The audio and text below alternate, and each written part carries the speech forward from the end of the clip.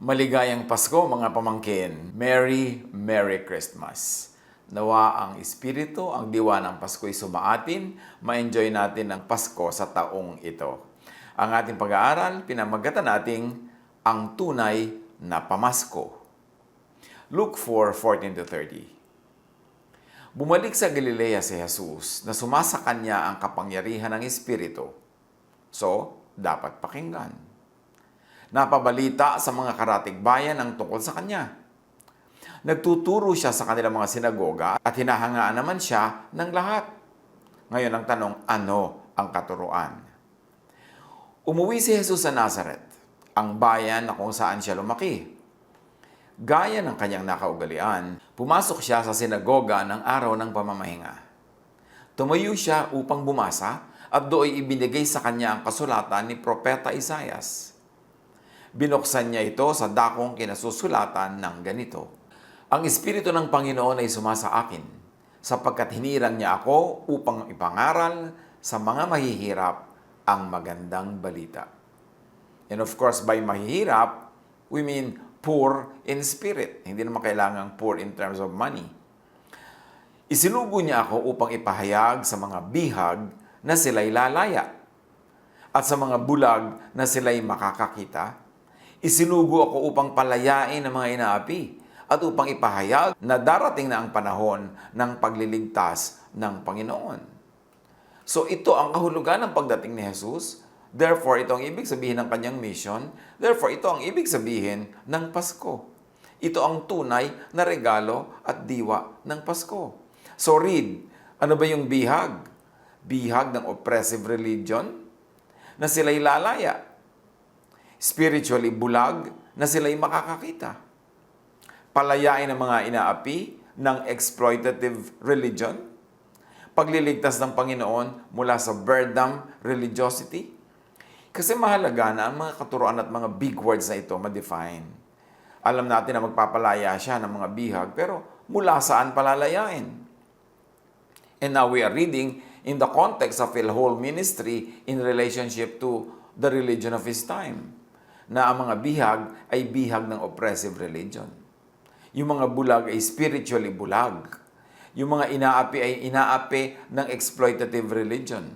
At ang pagliligtas ng Panginoon ay mula sa burdensome religiosity, mula sa guilt, mula sa difficulty, hardship, and suffering caused by the religiosity. So pagliligtas ng Panginoon, lalaya mula sa kautusan, yan ba ang tinutukoy ni Jesus? Acts 30 and 39, at ang lahat ng sumasampalataya sa Kanya ay pinilalaya na sa lahat ng pagkakasala na mula sa mga ito ay hindi kayo kayang palayain ng kautusan ni Moises. So, ang pagpapalaya ay pagpapalaya sa mga pagkakasala na umaalipin, nagpapahirap at tumatakot. Romans 4:15, ang kautusan ay nagdadala ng poot ng Diyos sa mga lumalabag. Ngunit kung walang kautusan, wala ring paglabag. Kaya inalis ni Jesus ang kautusan, pinalaya ang mga tao mula sa kautusan para mawala ng paglabag, therefore mawawala ang poot ng Diyos, mawawala ang judgment. Romans 6:14, sapagkat hindi na dapat maghari sa inyo ang kasalanan dahil kayo'y wala na sa ilalim ng kautusan, kundi nasa ilalim ng kagandahang loob ng Diyos. Paano naghahari yung kasalanan? Dahil may kaparusahan ito. Nakakatakot siya. Pero kung inalis na yung kasalanan sa pamamagitan ng pag-aalis nung law na dahil sa kanya ay nagiging makasalanan ng tao at hindi siya kasi masunod, therefore, ito ang kagandahang loob ng Diyos. Ito ang gift of Christmas. Kung ang pinag-uusapan ay pagliligtas ng Panginoon, lalaya ang mga tao mula sa teachers of the law and Pharisees. Luke 11:46, sinagot naman siya ni Jesus, kahabag-habag din kayo, mga dalubhasa sa kautusan. Pinagpapasan ninyo ng mabibigat na dalahin ng mga tao, ngunit ni daliri ay ayaw ninyong igalaw upang matulungan sila. Masarap pag-usap ng Pasko yung mga belen, yung mga bituin, mga tala, mga parol. Pero pag hindi natin talaga nilinaw kung ano ang gift of Christmas, hindi natin ma-appreciate talaga ang Christmas. That the gift of Christmas was God giving people through Jesus freedom from the law, justification, forgiveness, cleansing, acceptance. So anong pagliligtas ng Panginoon? Anong paglaya mula sa sacrifices na sobrang nagpapahirap sa buhay ng mga tao noon?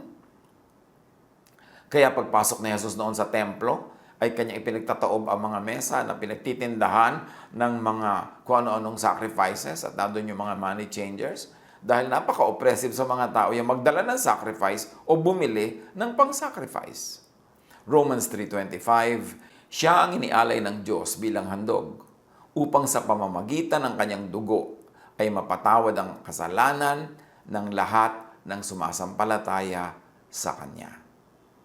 So, dahil inialay na ni Jesus sa kanyang dugo, napatawad na ang kasalanan. So, winakasanan niya ang sacrifices. Hebrews 7:27, hindi siya katulad ng ibang mga pinakapunong pari na kailangan pang mag-alay ng mga handog araw-araw. Unay, para sa sarili nilang kasalanan at pagkatapos ay para sa kasalanan ng mga tao. Minsan lamang naghandog si Jesus. At ito'y pang magpakailanman nang ihandog niya ang kanyang sarili. Once for all, Jesus perfected sacrifice. So, winakasanan niya ito. Pinalaya na niya ang mga tao to make sacrifices for the forgiveness of sins. Yan, regalo yan ng Pasko. Hebrews 9:28, gayon din naman, si Kristo'y minsan lamang inihandog upang pawiin ang mga kasalanan ng mga tao. Anong kahulugan ng Pasko? Pagliligtas ng Panginoon, ang mga tao ay lalaya mula sa temple. 1 Corinthians 3:16, hindi ba ninyo alam na kayo'y templo ng Diyos at naninirahan sa inyo ang kanyang Espiritu? So nilinaw dito na hindi na sa templong bato na pinaniniwalaan ng mga Hudyo nandun ng Diyos, kundi ngayon nasa puso ng mananampalataya. 2 Corinthians 6:16, we are the temple of the living God. So hindi mo na kailangan mag-pilgrimage patungo sa mga temple, dumayo sa mga temple, dahil ang puso na ng mananampalataya ang templo ng Diyos. That is a gift of Christmas. Pinalapit ang templo, pinalapit ang kingdom of God. Hebrews 9:9, this is an illustration for the present time, indicating that the gifts and sacrifices were being offered were not able to clear the conscience of the worshiper.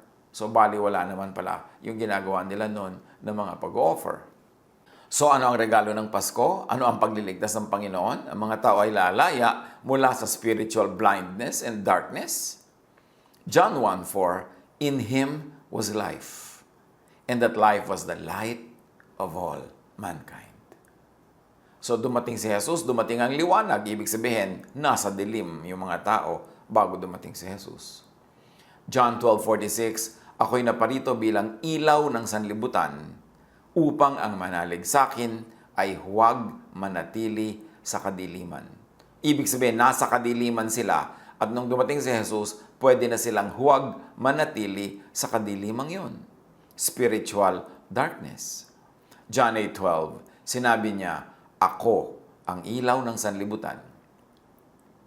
Ang sumusunod sa akin ay magkakaroon ng ilaw sa kanyang buhay at di na lalakad sa kadiliman. So sa kabila ng kanilang mga napakahirap na pagrerelihiyon, nasa kadiliman sila dahil bakit naman ipapadala si Jesus na liwanag kung nasa liwanag na yung mga tao? Di redundant lang. John 1:5, nagliliwanag sa kadiliman ng ilaw at hindi ito nagapi kailanman ng kadiliman. Tulad ng si Jesus ay hindi nagapi ng kadiliman, ng kamatayan, ng power ng temple, ng power ng mga religious leaders dahil siya'y binuhay ng Diyos na muli matapos siya ay pinatay ng mga religious leaders. Ano ang regalo ng Pasko? Ano ang pagliligtas ng Panginoon? Ang mga tao ay lalaya mula sa pang-aapi ng religious system. Kaya ang iniaalok ng Panginoong Jesus ay kapahingahan. Matthew 11:28, come to me, all of you who are weary and burdened, and I will give you rest. Rest from what? From too much religion, from oppressive religion, from tiring, vexing religion that does not give peace anyway. Lalo ka lang nagigilty habang lalo kang nagiging relihiyoso. Matthew 11:30, for my yoke is easy and my burden is light. not the burden of religiosity that the people of Jesus' time were accustomed to. Galatians 5:1, malaya na tayo dahil pinalaya tayo ni Kristo. Kaya magpakatatag kayo at huwag nang paalipin pang muli. Ang nakakapagtaka, marami mga Christian, sinasabi sila ay niligtas na ni Jesus, sila ay mananampalataya kay Jesus, sumusunod kay Jesus, pero nakagapos pa rin sa kautusan. Slave pa rin ang kautusan ng isip. Laging kautusan, sin, guilt, punishment, ang laman ng utak, itinuturo at pinaiiral. Paano ka magkakaroon ng peace kung ganon? Dapat nating maintindihan ang tunay na regalo ng Pasko. Ito'y kalayaan mula sa kasalanan, kalayaan mula sa oppression ng law, kalayaan mula sa napakahirap na religiosity na kailangang daanan kung susunod ka at dadaan ka sa law. Luke 4:20-21, sa pagpapatuloy ng unang kwento na si Jesus ay nagbasa sa harap ng kongregasyon. Inirolyo niya ang kasulatan at matapos isauli sa tagapag-ingat, siya ay naupo. Nakatitig sa kanya ang lahat ng nasa sinagoga at sinabi niya sa kanila, ang kasulatang ito na inyong narinig ay natupad ngayon. He was reading prophecy and he said, now, this is happening. Natutupad na. Kakaiba yon sa lahat ng nagbasa. Kasi yung mga nagbabasa ng prophecy, irorolyo ang papel, itatago na uli, pero hindi nila sinasabing yung binasa ko ay nangyayari na. Sabi ni Jesus, nangyayari na ngayon ang binasa ko. In other words, ililigtas ng Panginoon, palalayain ni Jesus ang mga tao mula sa kautusan.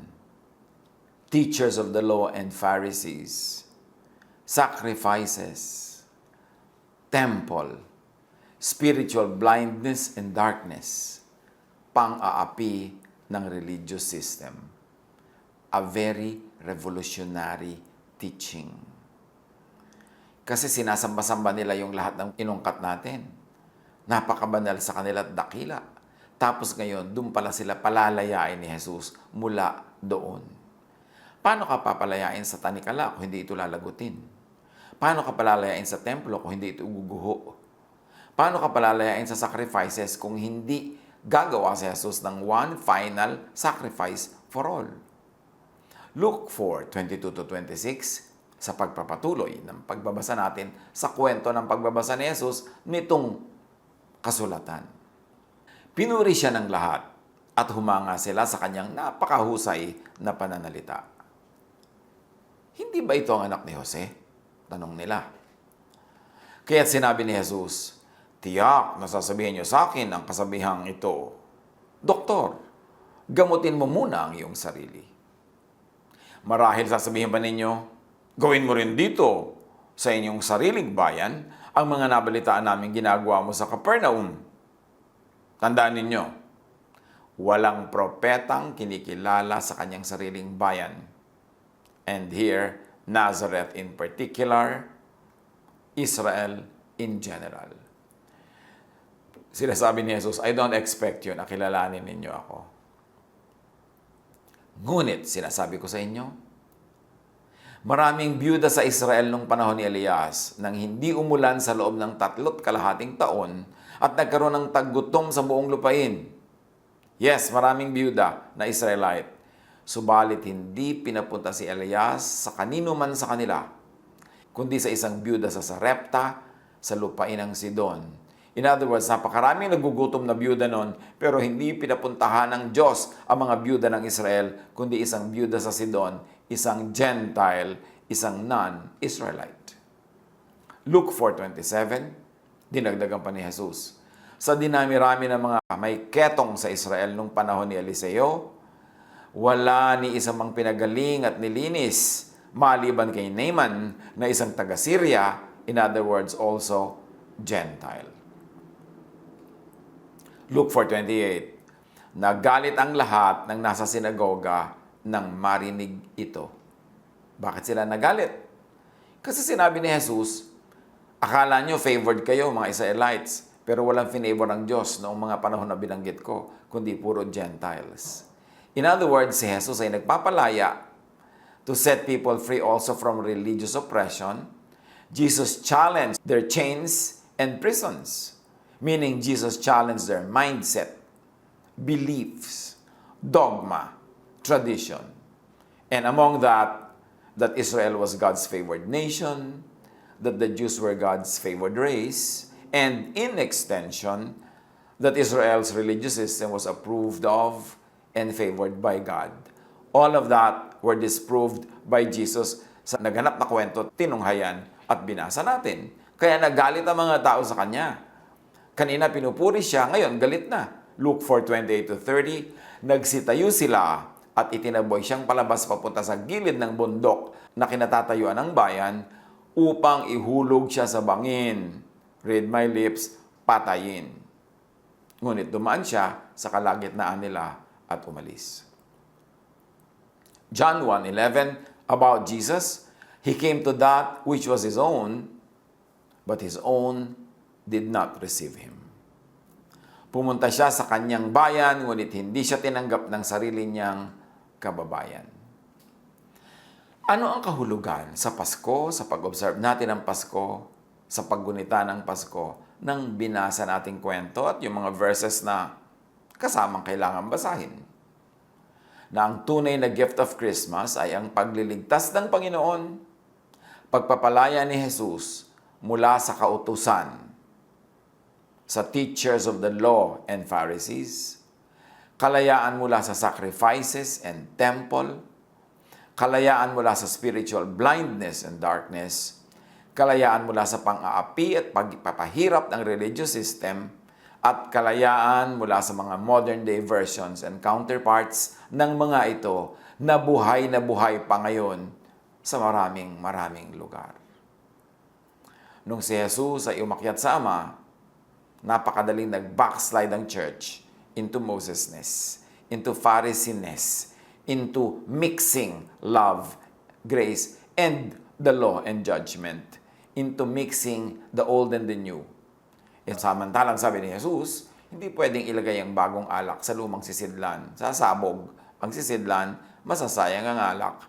Hindi pwedeng ituro ang bagong katuroan ni Jesus in the framework of the old faith, which is governed by the law. Iniligtas ni Jesus ang mga tao sa kautusan by fulfilling all the demands of the law. Ito ang pamasko. Taking the place of the people rendered guilty by the law, paying the price required by the law. Yan ang pamasko ni Jesus.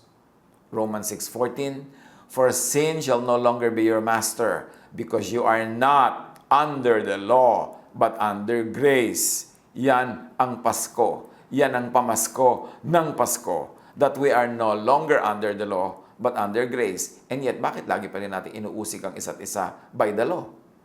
Bakit guilty, takot na takot pa rin tayo? Because of the law. We are already rendered free from the law. Romans 8:2, because through Christ Jesus, the law of the Spirit who gives life has set you free from the law of sin and death. Romans 10:4, Christ is the culmination of the law, so that there may be righteousness for everyone who believes. So, siya na daw ang wakas ng law, si Jesus. Kinumpleto na niya lahat ng requirements ng law at ito isinara na, tinapos na. At kung nananalig ka kay Jesus, daig mo pa ang sumunod sa lahat ng law na yon, kahit in actual life, in practical life, ay hindi mo sila nasusunod. Kasi talaga namang walang makakasunod niyan. By the law, nobody will be made righteous. But we are made righteous by faith in Jesus. Pero naniniwala ka na kay Jesus, righteous ka na by faith, tapos uusigin mo pa rin yung sarili at iba pagka nagkukulang sila sa pagsunod sa batas ni Moses. Paano yun? Ba't pinaghahalo si Jesus at si Moses? Iniligtas ni Jesus ang mga tao sa kautusan by destroying the law.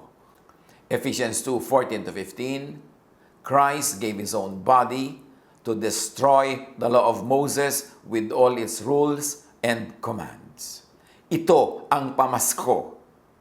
Hindi naman nangyari nung ipinanganak siya agad, pero ito ang ending ng ginawa ni Jesus. Winasak, sinira, pinawalang bisa ang law para hindi na tayo ma-oppress, hindi na tayo ma-condemn, at hindi na tayo paparusahan by the standards of the law. Pinawalang bisa niya ang kautusan, kasama mga utos at mga alituntunin nito. Iniligtas ni Jesus ang mga tao sa kautusan by disempowering the law and therefore disempowering death.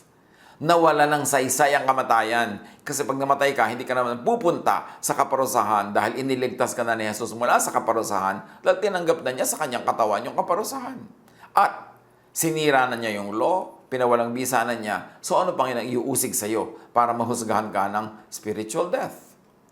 The sting of death is sin, and the power of sin is the law. But thanks be to God, He gives us the victory through our Lord Jesus Christ. Ano ang Pasko? Iniligtas ni Jesus ang mga tao sa teachers of the law and Pharisees by discrediting them. Pagkatapos ngayon, inside the Christian church, hindi lang diretsahan, pero ang ibinabantog pa rin, itinatanyag at sinusunod, teachers of the law and Pharisees, di parang walang Pasko.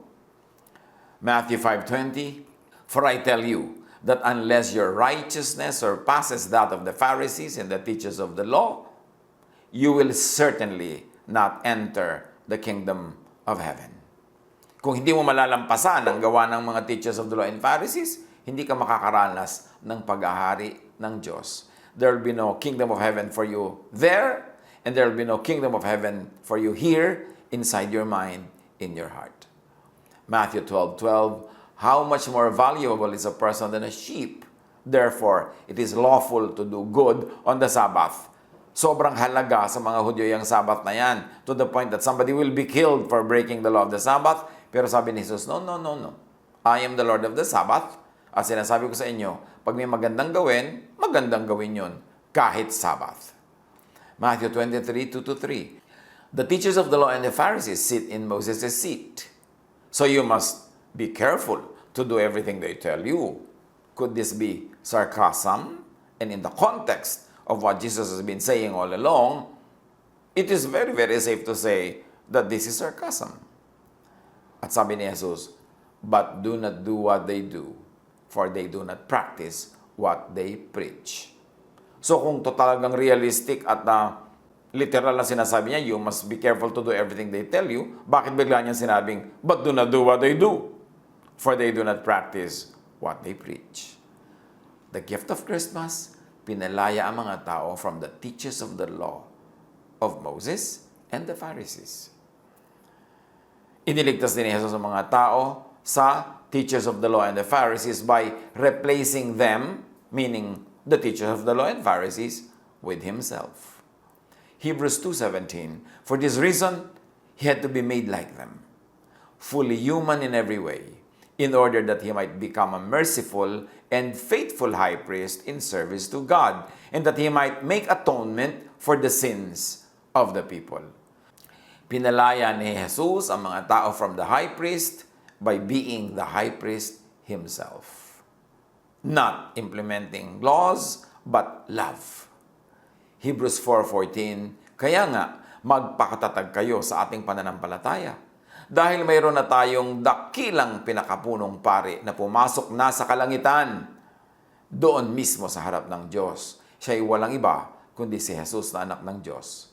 Kasi yung high priest ng Israel, pumapasok lang yun doon sa kabila ng kortina sa Holy of Holies, sa loob ng building, sa loob ng temple. Pero sabi, itong si Jesus, as high priest, hindi niya sa building pumasok, sa langit mismo, sa presensya mismo ng Diyos, hindi sa presensya ng sagisag ng Diyos. Iniligtas ni Jesus ang mga tao mula sa sacrifices by making Himself the ultimate sacrifice in place of all the people.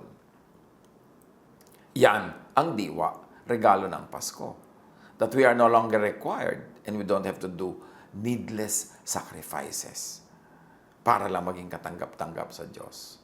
Romans 3:25, "Siya ang inialay ng Diyos bilang handog upang sa pamamagitan ng kanyang dugo ay mapatawad ang kasalanan ng lahat ng sumasampalataya sa Kanya." Kung sumasampalataya ka kay Jesus, napatawad na ang lahat ng kasalanan mo sa pamamagitan ng dugo ni Jesus. Ephesians 5:2, "Christ loved us and gave Himself up for us as a fragrant offering and sacrifice to God." Ang diwa at regalo ng Pasko, iniligtas ni Jesus sa mga tao mula sa sacrifices by abolishing it. Hebrews 7:27. Unlike the other high priests, he does not need to offer sacrifices day after day. He sacrificed for their sins once for all when he offered himself. Minsanan lang, tapos na. Iniligtas ni Jesus ang mga tao sa temple by making himself the temple. Matthew 12:6, sinasabi ko sa inyo, may isang naririto na higit na dakila kaysa sa templo. At yon, siyempre, ay si Jesus. John 2:21, ngunit ang templong tinutukoy ni Jesus ay ang kanyang katawan. Oppressive kasi yung pag-attend sa temple, mga sacrifices na dapat mong dalhin, napakaraming requirement. So ginawa ni Jesus na siya na yung temple, accepting everybody, cleansing everybody, loving everybody. Iniligtas ni Jesus sa mga tao sa temple by making the people themselves the temple. 1 Corinthians 6:19-20, do you not know that your bodies are temples of the Holy Spirit who is in you, whom you have received from God?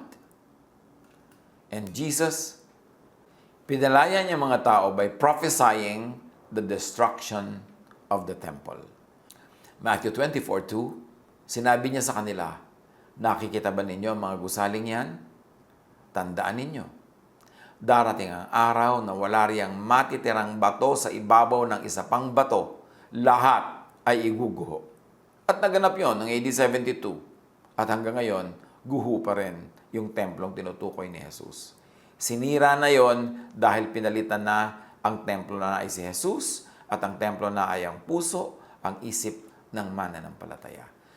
Iniligtas ni Jesus ang mga tao sa spiritual blindness and darkness by being the light himself. John 9:5, I am the light of the world. And by giving the light to the people. Matthew 5:16, in the same way, let your light shine before others, that they may see your good deeds and glorify your Father in heaven.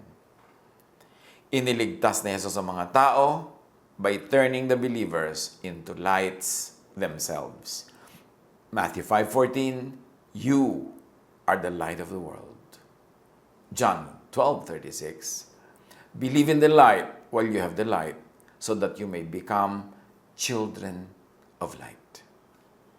Ano ang kahulugan ng Pasko? Ba't natin binabalik-balikan? Kasi napakadaling malibang na i-equate ang Pasko sa iba't ibang mga symbols and miss the point. Ang Pasko, ibig sabihin, iniligtas ni Jesus sa mga tao sa pang-aapi at pagpapahirap ng religious system. How did he do that? By changing every oppressive system and giving only one command, love. John 15:12, my command is this, love each other as I have loved you. Paano i-apply sa buhay yung love? Ang love ba mapagparusa, mapang-usig? Ang love ba mapanakot?